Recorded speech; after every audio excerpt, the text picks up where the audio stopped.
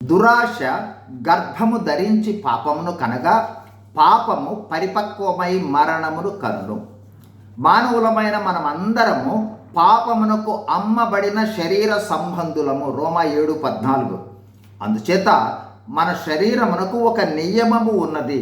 అదేమనగా పాపమును చూస్తే ఆకర్షించుకునే నియమము. పాపమునకు కూడా ఒక నియమము ఉంది. అది పాప మరణ నియమము. అంటే పాప ఫలితము మరణము, అంటే నరకము లేదా నిత్యాగ్నిగుండము. రోమా 7:24. ఈ విషయాన్నే యాకోబు భక్తుడు మరో విధంగా తెలియచేస్తూ ఉన్నాడు.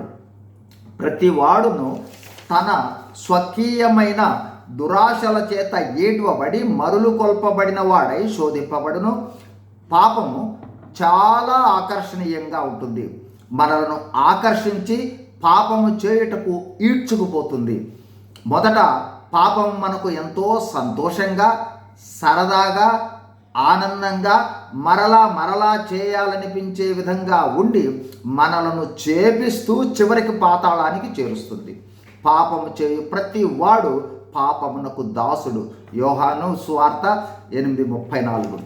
పాపము ఏకవచన ప్రయోగము, పాపములు బహువచన ప్రయోగము. పాపము అనే ఏకవచన పదమునకు చెట్టు లేదా వృక్షము లాంటిదిగా చెప్పవచ్చు. పాపములు ఆ చెట్టు యొక్క ఫలాలు లాంటివిగా చెప్పవచ్చు.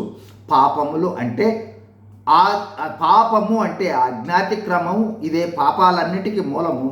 పాపములు అనగా ఆ పాపము యొక్క ఫలితాలు అంటే వ్యభిచారము, దొంగతనములు, హత్యలు, దోపిడీలు, అసూయ, కలహము, ఈర్ష్య మొదలైనవి. ఈ పాప మరణ నియమము నుండి తప్పించబడాలంటే పాపమును అంటే మనలో ఉన్న ఆజ్ఞాతిక్రమ స్వభావాన్ని తీసివేయాలి. అందుకే యేసు ప్రభు మన పాపములను తీసివేయుటకై పాపము లేనివానుగా ప్రత్యక్షమయ్యాడు. 1 యోహాను 3:4-5. కల్వరి శిలువలో మన కోసం పాప ప్రాయశ్చిత్తం చేశాడు. మరణించి సమాధి చేయబడి తిరిగి లేచి తండ్రి కుడిపార్శాన విజ్ఞాపన చేస్తూ ఉన్నాడు. మనము మన పాప స్వభావాన్ని బట్టి పశ్చాత్తాపపడి మనసును పాపము నుండి త్రిప్పుకొని పశ్చాత్తాపపడి పాప క్షమాపణ కోసం యేసు ప్రభు నామములో ప్రార్థిస్తే పాపములన్నింటి నుండి దేవుడు మనను రక్షిస్తాడు.